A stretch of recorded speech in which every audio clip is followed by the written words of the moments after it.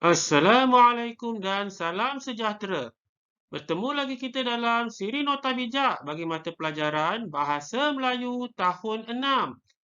Kali ini kita akan membincangkan tentang unit 23 Pencinta Alam dengan tajuknya Manfaatkan Air Hujan. Bersama saya Cikgu MHS.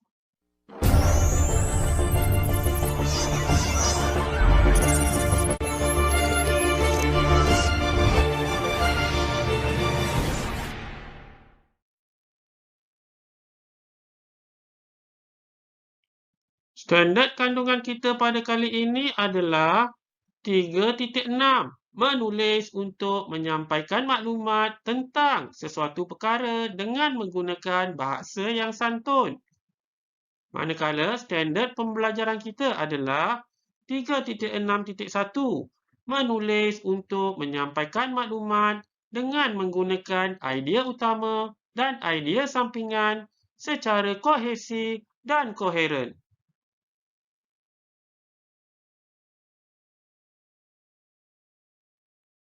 Isi pembelajaran kita pada kali ini akan merujuk halaman 133, buku teks Bahasa Melayu tahun 6. Ini adalah gambar yang kamu boleh lihat yang terdapat di halaman 133 buku teks kamu. Mari kita lihat apakah yang tertulis di bahagian aktiviti. Menulis karangan berdasarkan idea utama dan idea sampingan. Ini bermakna kali ini kita akan fokus kepada bagaimana untuk menulis karangan berdasarkan idea utama dan idea sampingan yang kita bakal cari berdasarkan gambar-gambar yang diberi. Tajuk karangan kita adalah manfaatkan air hujan. Diberi juga kepada kamu permulaan karangan yang terdapat di buku teks kamu. Mari cikgu bacakan untuk kamu. Saya dan Datuk ingin mengumpulkan dan menggunakan air hujan. Mula-mula saya dan Datuk menyediakan. Ini bermakna kamu perlu menyambung karangan kamu bermula dengan perkataan menyediakan berdasarkan gambar yang diberi dan juga berdasarkan idea utama dan idea sampingan yang kita akan bincangkan nanti.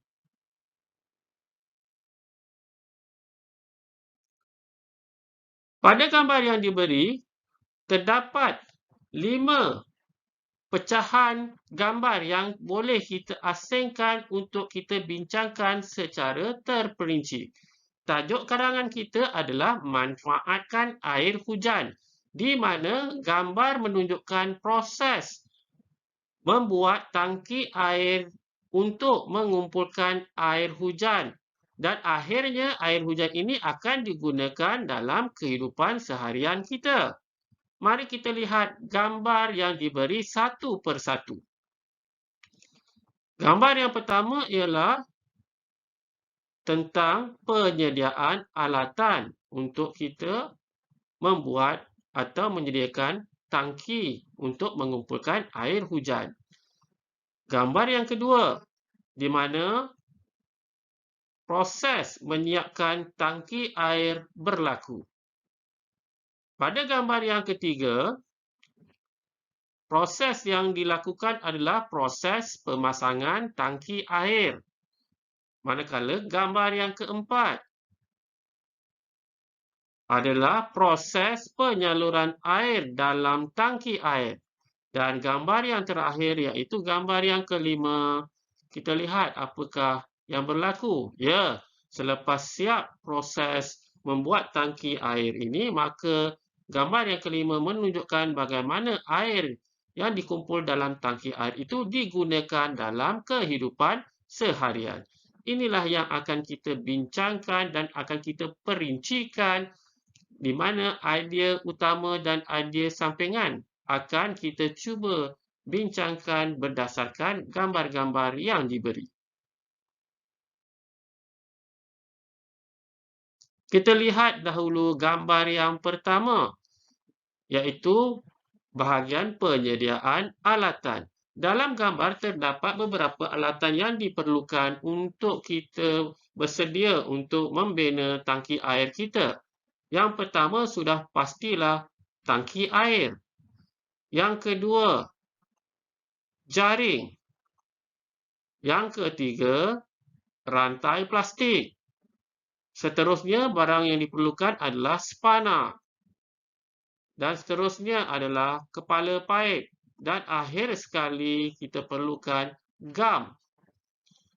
Daripada senarai peralatan ini, kita perlu bina ayat untuk kita jadikan satu perenggan. Dan kita sambung daripada permulaan ayat yang telah diberi tadi. Ini adalah ayat yang telah cikgu bina berdasarkan permulaan ayat yang diberi tadi. Dan kita akan gabungkan dengan nama-nama peralatan yang kita telah senaraikan untuk kita isi di tempat-tempat kosong. Cikgu bacakan dahulu. Saya dan Datuk ingin mengumpulkan dan menggunakan air hujan.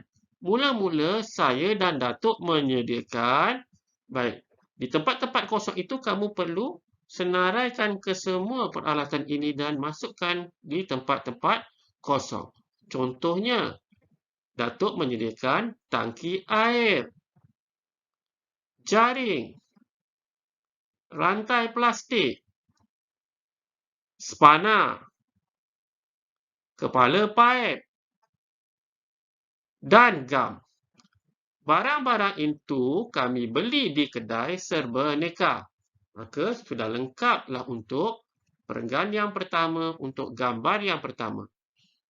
Seterusnya kita akan pergi kepada gambar yang kedua pula.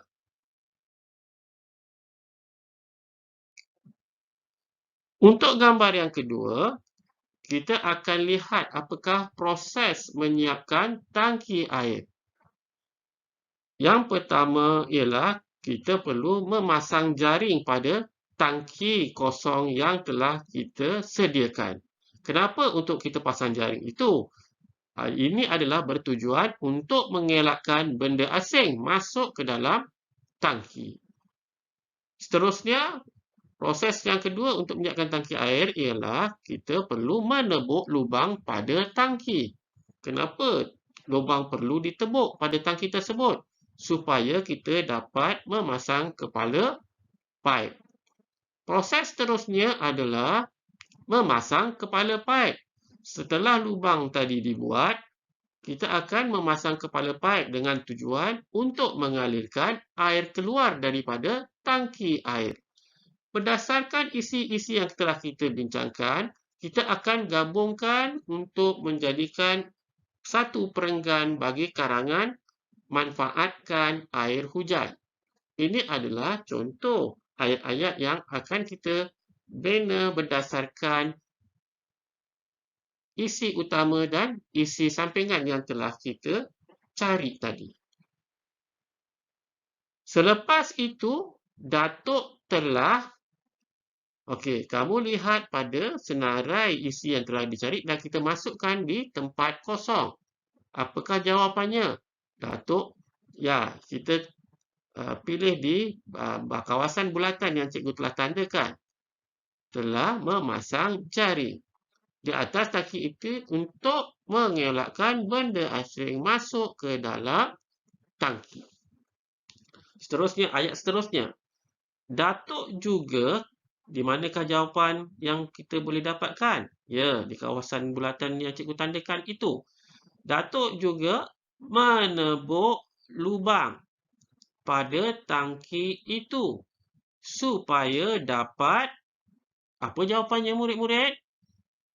Ya, supaya dapat dipasang kepala paip. Kemudian saya akan memasang kepala paip itu pada tangki tersebut untuk, di manakah kita boleh dapat jawapannya? Ya, di sini. Untuk mengalirkan air keluar daripada tangki air. Maka lengkaplah sudah perenggan kedua yang menceritakan tentang proses menyiapkan tangki air.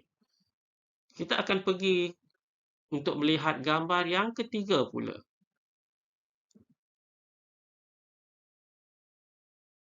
Yang ketiga, iaitu proses pemasangan tangki air. Apakah proses yang perlu kita lakukan? Yang pertama, kita perlu meletakkan tangki air di tempat yang sesuai. Di manakah yang dikatakan tempat yang sesuai itu? Ya, di bawah pancur bumbung rumah. Mungkin ini pertama kali kamu mendengar perkataan pancur bumbung rumah. Di gambar, cikgu akan tunjukkan di mana sebenarnya kedudukan atau apa yang dinamakan pancur bumbung rumah. Lihat pada gambar. Ya, ini adalah pancur bumbung rumah. Biasanya diletak untuk menada air hujan yang mengalir dari bumbung turun ke bawah. Seterusnya, apa yang perlu kita lakukan? Kita perlu memasang rantai plastik di pancur bumbung rumah. Kenapa perlu kita pasang rantai plastik? Ya, supaya air boleh mengalir melalui rantai plastik tersebut masuk ke dalam tangki. Jadi, ini adalah proses pemasangan tangki air. Berdasarkan isi yang kita telah bincangkan, kita perlu membina ayat yang lengkap berdasarkan kedua-dua isi utama dan isi sampingan ini. Ini contoh ayat yang cikgu telah binakan untuk kamu. Kamu perlu pilih maklumat atau isi yang telah dibincangkan tadi dan masukkan ke tempat-tempat kosong yang sepatutnya berdasarkan isi yang kita bincangkan tadi. Cikgu bacakan. Datuk telah meletakkan, di mana kita perlu dapatkan jawapan ini? Ya, Datuk telah meletakkan, apa jawapannya? Tangki air di tempat yang sesuai. Tangki air itu diletakkan di mana? Di bawah pancur bumbung rumah. Seterusnya kita akan baca untuk ayat yang seterusnya untuk melengkapkan perenggan kita yang ketiga ini. Selepas itu, Datuk telah memasang, di manakah jawapannya kita boleh dapat? Ya, di kawasan bulatan itu. Datuk telah memasang rantai plastik di pancur bumbung rumah. Apakah tujuannya? Tujuannya adalah supaya air akan mengalir melalui rantai plastik masuk ke dalam tangki.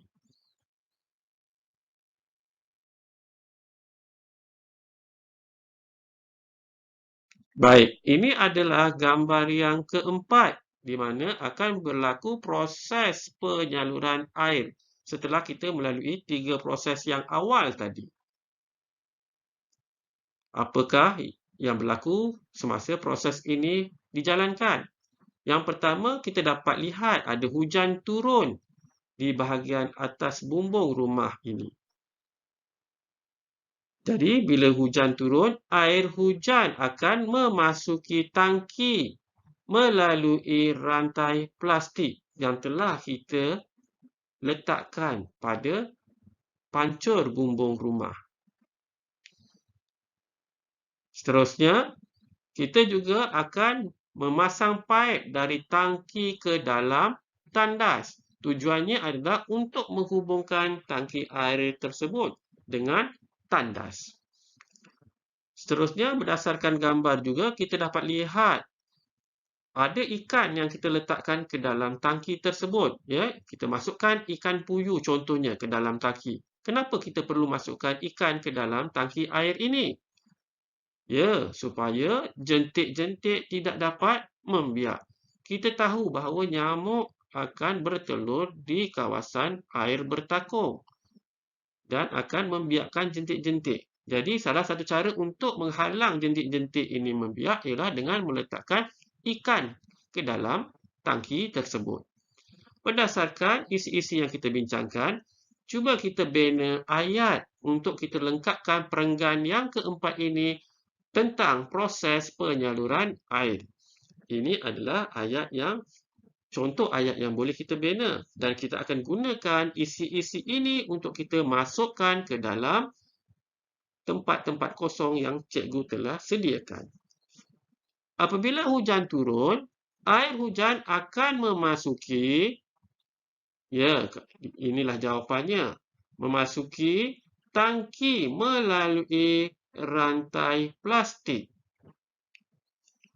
Datuk juga memasang paip dari tangki ke mana Datuk pasang paip? Datuk juga memasang paip dari tangki ke dalam tandas.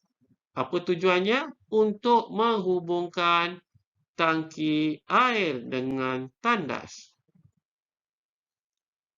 Kemudian ayat seterusnya kita akan kaitkan dengan isi ketiga ataupun isi sampingan yang ketiga yang telah kita cari tadi. Saya telah memasukkan, apakah yang dimasukkan ke dalam tangki? Ya, di situ kita boleh dapat jawapannya. Saya telah memasukkan ikan puyuh ke dalam tangki tersebut supaya jentik-jentik tidak dapat membiak. Jadi ini adalah proses keempat, iaitu proses penyaluran air di mana kita telah melengkapkan perenggan berdasarkan gambar dan isi-isi yang telah kita bincangkan.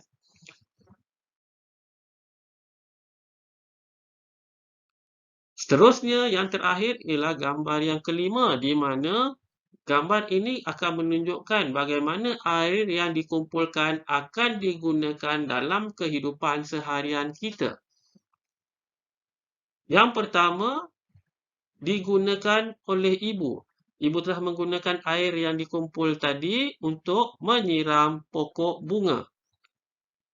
Selain itu, air yang dikumpul dalam tangki itu juga disalurkan ke tandas rumah. Jadi, dengan menyalurkan air tersebut ke tandas rumah, kita telah dapat menjimatkan perbelanjaan membayar bil air kerana kita telah kurang menggunakan air daripada paip yang dibekalkan ke rumah kita. Jadi berdasarkan isi ini, cuba kita bina ayat untuk kita lengkapkan perenggan yang terakhir ini, di mana kita akan menceritakan tentang kegunaan air yang dikumpulkan di dalam tangki yang telah kita bina. Air yang telah dikumpulkan di dalam tangki air itu banyak kegunaannya. Ibu menggunakan air tersebut untuk, di mana jawapan yang kita boleh ambil? Ya, untuk menyiram pokok bunga. Selain itu, air hujan yang dikumpulkan itu digunakan di tandas rumah saya. Ini akan dapat menjimatkan apa ya, murid-murid? Menjimatkan perbelanjaan membayar bil air. Jadi dengan itu maka lengkaplah keseluruhan karangan kita berdasarkan gambar dan isi-isi yang telah kita bincangkan tadi. Tajuk karangan seperti yang cikgu sebutkan tadi adalah manfaatkan air hujan.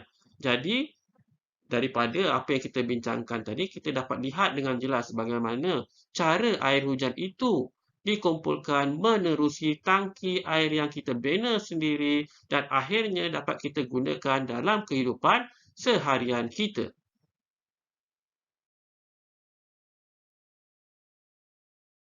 Akhirnya, cikgu akan meminta kamu untuk membuat satu karangan yang lengkap berdasarkan apa yang telah kita bincangkan tadi. Ini adalah gabungan kelima-lima perenggan dan kelima-lima gambar yang telah kita bincangkan tadi. Adakah kamu masih ingat tentang jawapan-jawapan yang telah kita bincangkan tadi? Cikgu harap kamu masih ingat kerana itulah jawapan-jawapan yang kamu perlu letakkan atau bubuh di tempat-tempat kosong yang telah cikgu sediakan. Jika kamu lupa, kamu boleh rujuk semula slide-slide yang sebelum ini yang cikgu telah bincangkan tentang isi-isi utama dan isi sampingan berdasarkan gambar yang terdapat di halaman 133. Kamu boleh buat latihan ini nanti di buku latihan kamu, sambil dapatkan jawapan dengan merujuk perbincangan kita tadi.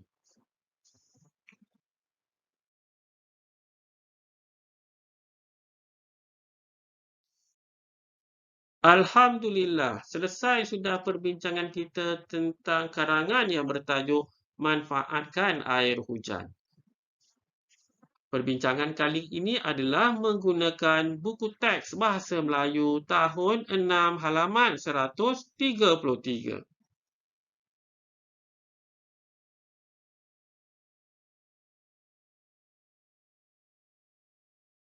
Semoga apa yang disampaikan tadi akan memberi manfaat kepada anda semua. Seperti biasa, jangan lupa like video ini dan subscribe My Sana Sini channel. Bahan menarik, murid tertarik, pasti hasilnya terbaik. Bertemu lagi kita dalam siri-siri akan datang. Sekian, terima kasih.